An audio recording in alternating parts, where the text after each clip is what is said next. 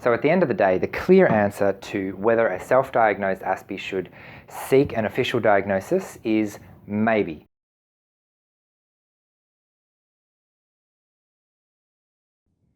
Hi everyone, welcome to this month's Patron's Choice video, and the topic you have chosen this month is the pros and cons of seeking an adult diagnosis.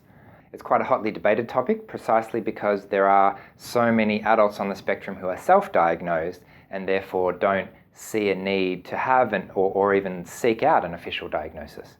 And so while a lot of people would say, yeah, a diagnosis is great, you should definitely do it, there's also quite a lot who would say, why would you bother? It's a complete waste of time. So if you think you're on the spectrum and you're not very sure, or maybe you are sure of your own self-diagnosis, but you're thinking of, is it worth looking to get an official diagnosis, then this video should answer some of those questions for you.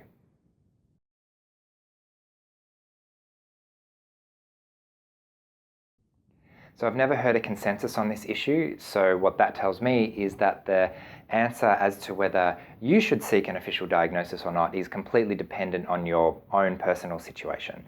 So hopefully this video will give you some idea of the things to think about and consider when making that decision, because there are a lot of things. I jotted some of them down before, but it wasn't possible even to list all of them. So I'll go through as many as I can today, and we'll cover the main ones at least. So if I had to summarize this particular issue, I'd say that there are many benefits in getting an official diagnosis. However, there are also a lot of costs to you as a person in terms of time and money and all of that kind of stuff. So it's really what you're trying to do is weigh up, is it worth the time and money for you personally? So I've written up a couple of points here, and I might go through the cons first and then show what the benefits are that offset these kind of costs. And then finally, I'll talk a little bit about how self-diagnosis is an option and you get some of these pros, but not all of them. And anyway, so we'll get there. So some of the costs involved that can be quite significant are time, could be months, generally months, can be years sometimes, depending on the situation. Money, we're talking of the order of thousands of dollars. That's obviously depending on your personal situation, and it might vary a lot between different countries and things like that. And I've also mentioned energy, stress, and emotions.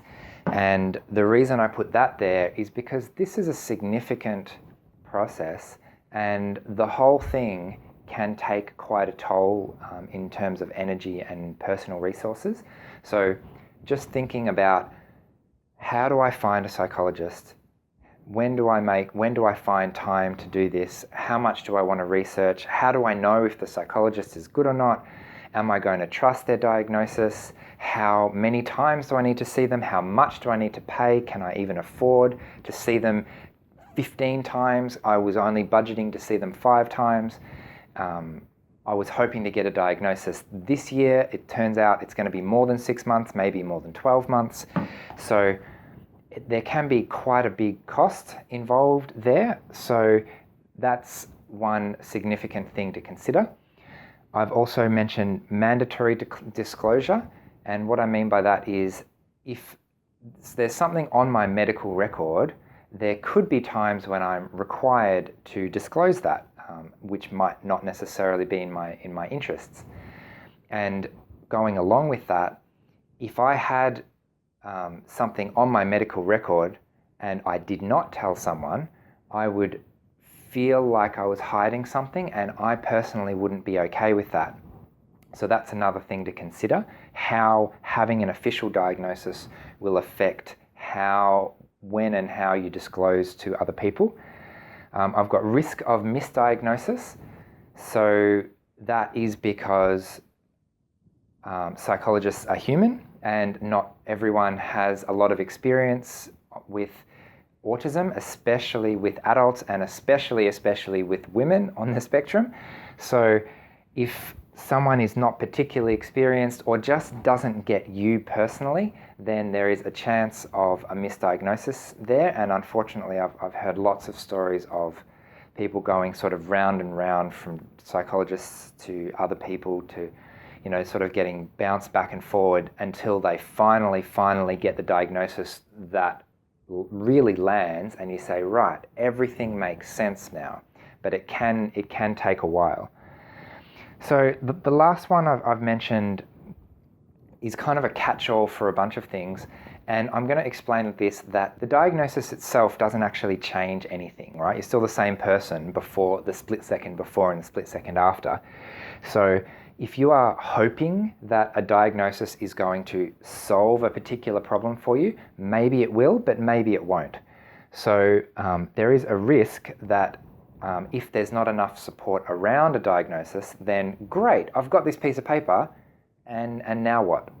And there can be a fallout there if there's not much follow-up, and that can be dangerous because there is still quite a stigma attached to autism. So especially if the whole idea of autism and the idea that you are on the autism spectrum is really new for you, that can be a lot going on, and it's really important to have the support of others who can adequately understand what you're going through.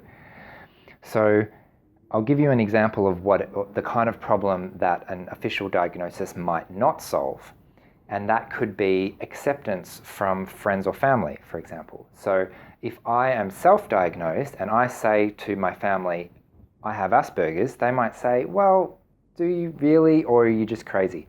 Whereas if I have a piece of paper and I say, hey family, I have Aspergers, look, this psychologist did 6 months worth of testing and I paid thousands and thousands of dollars and now I've got this piece of paper, that might not necessarily solve the problem because it's still possible for people just to dismiss it. So what I'm saying with this is that there are other things that are also important that need to go along with the diagnosis, because a diagnosis in itself is not going to magically fix everything.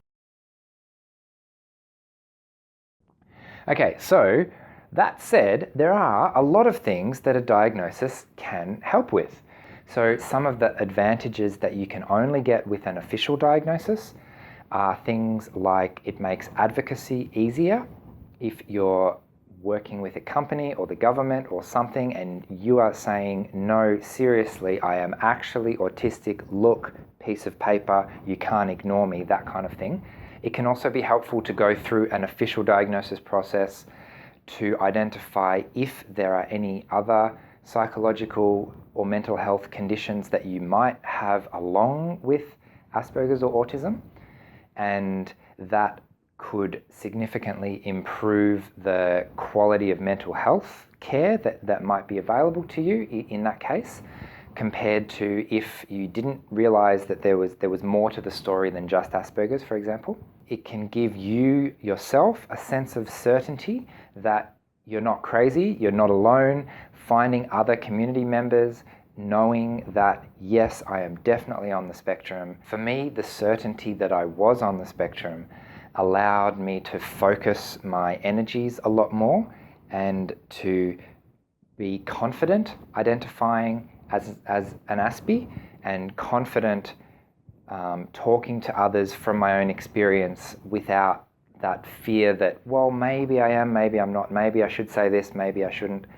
So an official diagnosis could help confirm that within yourself so that you are able to access those kind of communities and support groups. Having an official diagnosis can give you a clearer path forward in terms of, great, I'm on the spectrum, what next?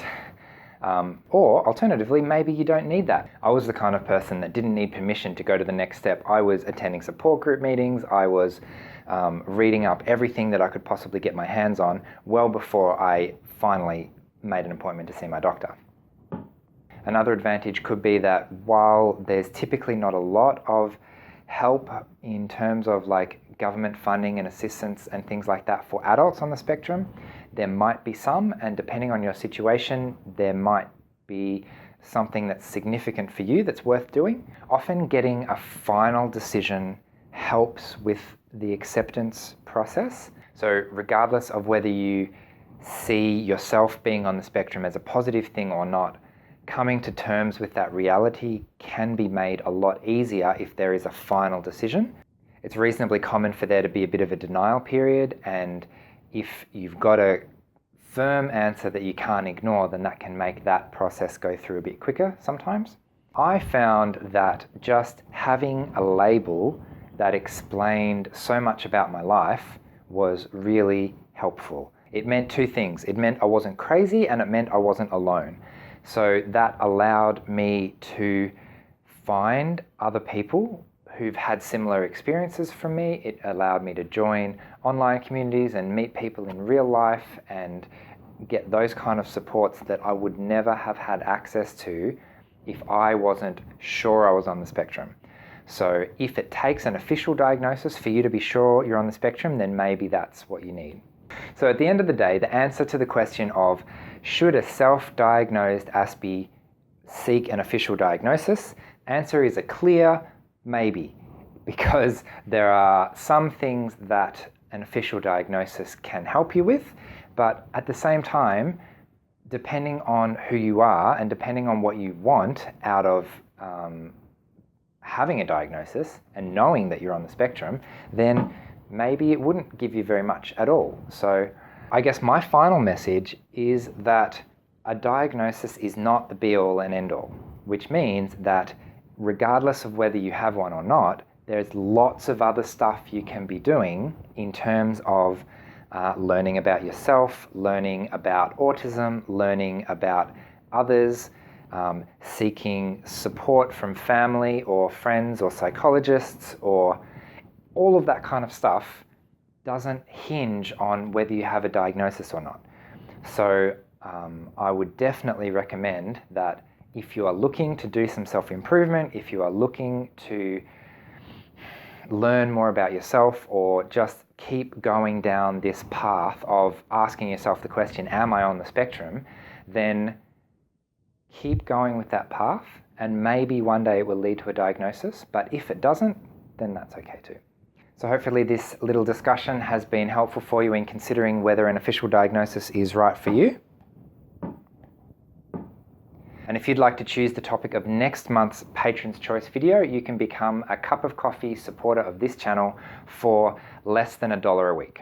So that's a great way to get involved if you'd like to support the creation of more free videos like this. Thanks for watching.